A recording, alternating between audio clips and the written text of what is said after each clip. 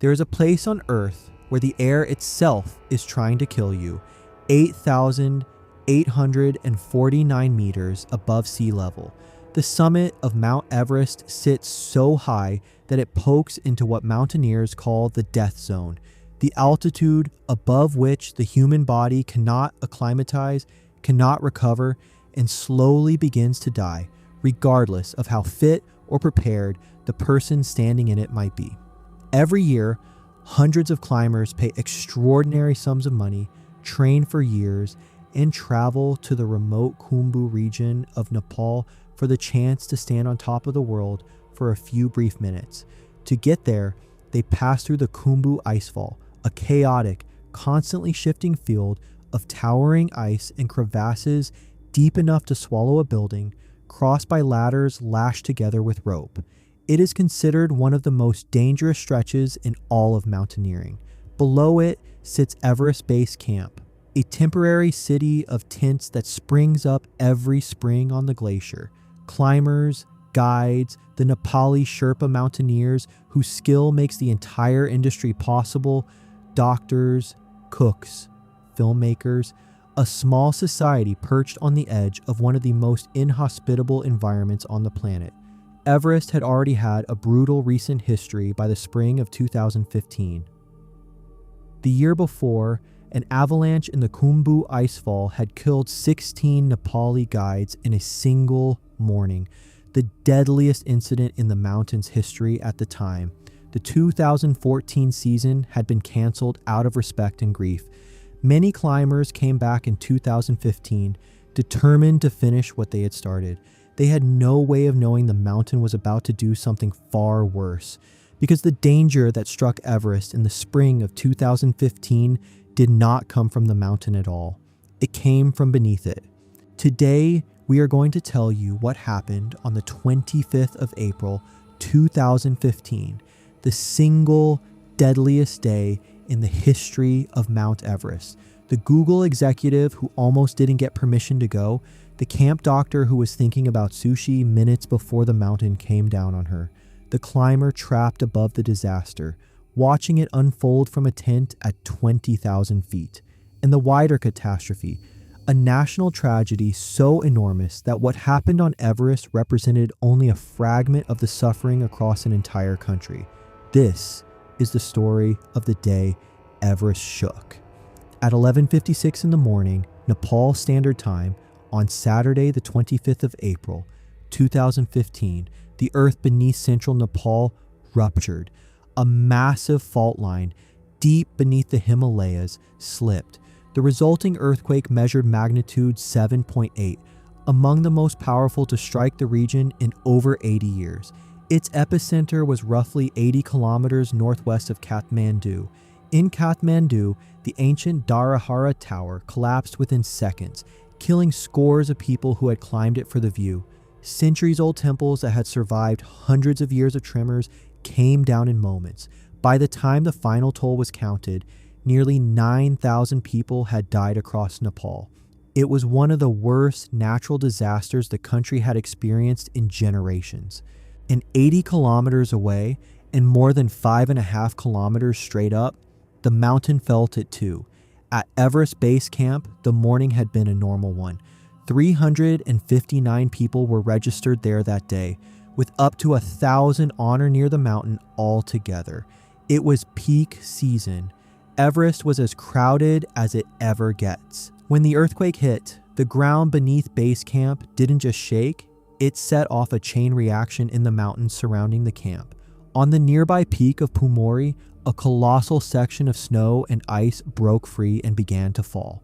Survivors would later describe it not as snow falling, but as something closer to an explosion.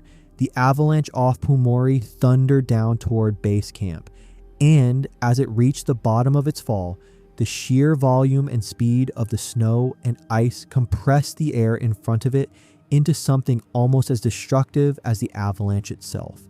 A blast wave. Witnesses described it as feeling like a bomb had detonated. Tents were not simply buried, they were flung across the Khumbu Glacier by the force of compressed air, tumbling end over end toward the lower icefall. Dan Fredenberg was 33 years old, and by any conventional measure, he should not have even been there. He was a Google executive, head of privacy for the company's experimental research division, Google X, an explorer, a climate activist, and, by every account, a relentlessly curious and energetic presence in any room he walked into. He had founded the Google Adventure Team, whose entire purpose was to bring Google's Street View technology to the most remote and extraordinary places on Earth. He had already climbed 4 of the world's 7 summits in the same pair of boots. He had survived the deadly 2014 Everest avalanche, watching 16 Sherpas lose their lives, and had gone home and visited an orphanage in their memory. In 2015, he had come back specifically to dedicate his climb to the children he had met there. A friend later said that for Dan, there had been 2 Everests to climb that year. The first, and by his account the harder of the 2, was convincing Google to let him go at all. The second was the mountain itself. The day before the earthquake, Fredenberg had unfurled a banner at the top of a nearby viewpoint for a climate change campaign he had poured himself into for years. He posted about it on Instagram, smiling, joking with his training partner about cappuccino breaks regardless of danger. It was, by all appearances, a good trip. He was 22 days in. When the avalanche hit base camp, Fredenberg suffered a massive head injury. His girlfriend, back home, received a phone call so garbled and chaotic that all she could make out was that an avalanche had come through the camp. He seemed all right at first, she was told, and then he wasn't. He did not survive. His sister posted the news to his own Instagram account, the same account that had been documenting his adventure for weeks. She wrote that his soul and his spirit would live on in everyone who had loved him. It would take 5 Sherpas to carry his body down through the wreckage of base camp, days later, to a waiting helicopter. His former girlfriend, the actress Sophia Bush, who had remained close with him after their relationship ended, wrote that the news had broken her heart into shards she doubted she would ever fully gather. She called him fearless, funny, a dancing robot who liked to ride dinosaurs and chase the sun. She said what crushed her most was knowing she would never hear the story of this trip, the one piece of him the mountain had taken before he could bring it home. A few hours before the avalanche struck, a 28-year-old physician's assistant named Marisa Eve Girawong sat in her tent at base camp and posted something small and ordinary to Facebook. She was the camp doctor for an American expedition, responsible for the health and safety of the climbers under her care. She had been on the mountain for 28 days. Her post that morning had nothing to do with danger or the responsibility she carried. It was about food. She wrote that the snow was falling, that her cravings were at an all-time high, and she wondered, half joking, whether a spicy tuna roll with eel sauce was too much to ask for at 17,500 feet. It is one of the strange, quiet details that surfaces again and again in disaster stories. The perfectly mundane thought a person has in the hours before something extraordinary happens to them. Eve Girawong was warm, dedicated, and deeply in love with the mountains. She had been working in wilderness medicine in the Everest region for more than a year and had reached the summit of Kalapathar earlier that month, writing proudly that it was the highest she had ever been. She was, in the words of one of her former teachers, the kind of person whose absence felt like losing one of your own children. When the avalanche struck base camp, Eve Girawong was killed by the blast of compressed air the falling ice and snow generated as it slammed into camp. All 15 climbers on her expedition's team made it safely to the camps higher up the mountain. It was their doctor, the person whose entire role was to keep everyone else alive, who did not survive.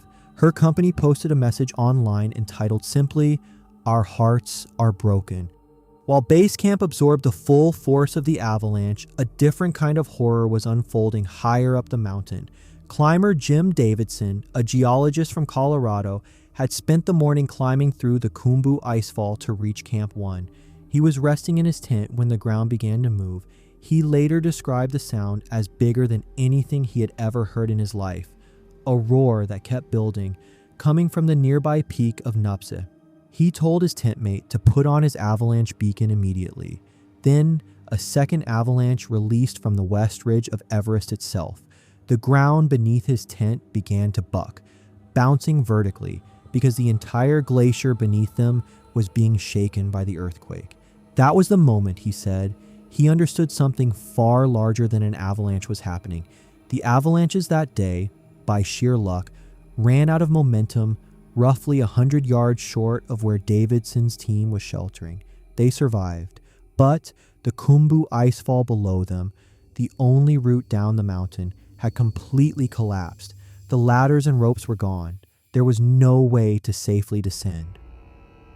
Davidson and roughly 140 other climbers were now marooned high on the mountain, while the mountain continued to shudder with aftershocks. For the next 2 days, they waited. A major aftershock hit roughly 24 hours later, sending fresh avalanches tumbling down the surrounding faces. Davidson and his teammates stood outside their tents at one point, simply waiting to see which avalanche, if any, would finally reach them. They had nothing else they could do. What finally saved them was one of the most extraordinary helicopter rescue operations in the history of mountaineering. Nepali pilots flying specialized high-altitude helicopters at the very edge of what the aircraft were capable of began evacuating climbers two at a time. The air too thin to safely lift any more weight than that. Over the course of a single day, 60 people were pulled out from Camp 1 and 170 more from Camp 2. Land, load 2 people, lift off, return, repeat until the mountain had been emptied of everyone who could be reached. Jim Davidson made it home. He went back to Everest 2 years later in 2017 and finally reached the summit. He said that turning away from the mountain because of what had happened would have stayed with him longer than the fear of going back ever could. By the time the snow and dust settled at base camp, the scale of what had happened became horrifyingly clear. At least 19, by some counts 22 or 24, people had been killed on the mountain, the deadliest single day in Everest history. Survivors described the camp as looking as though it had been struck by a bomb. Tents were shredded, equipment was scattered for hundreds of meters across the glacier. At least 61 people were seriously injured. Broken backs, broken pelvises, the kind of trauma usually associated with a building collapse rather than a mountainside. Helicopters airlifted the wounded to Kathmandu in waves. Some did not survive the journey. In the days that followed, the Khumbu icefall was declared too dangerous to fix for the remainder of the season. For the second year running, Everest's spring climbing season was effectively canceled. It was the first time in 41 years that nobody would summit Mount Everest during its primary climbing window. On the 12th of May, just over 2 weeks later, a major aftershock measuring 7.3 struck the same region, triggering further avalanches and compounding the devastation across a country that had not yet begun to recover. By the time the crisis passed, Nepal's death toll stood at nearly 9,000 people. The mountain's tragedy, as enormous as it was, remained only one chapter in a catastrophe that had reshaped an entire nation. Mount Everest did not choose to kill anyone on the 25th of April, 2015. The earth beneath an entire nation moved, as it has moved many times before across geological time, completely indifferent to the small temporary city of tents and dreams perched on the glacier above it. Pumori Snowfield did not know it was about to take Dan Fredenberg's life 2 years after he had escaped an almost identical fate. It did not know it would silence a doctor mid-sentence, in the middle of a small human joke about sushi.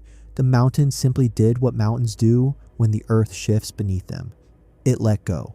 What makes this story worth telling 10 years on is the smallness of the details inside it. A man who had to convince his employer to let him climb before he ever had to climb the mountain itself. A woman whose last recorded thought was about a particular kind of sushi roll. A geologist standing outside his tent at 20,000 feet, simply waiting to see which direction death might come from because there was nothing else left for him to do. These are not the details of an adventure story.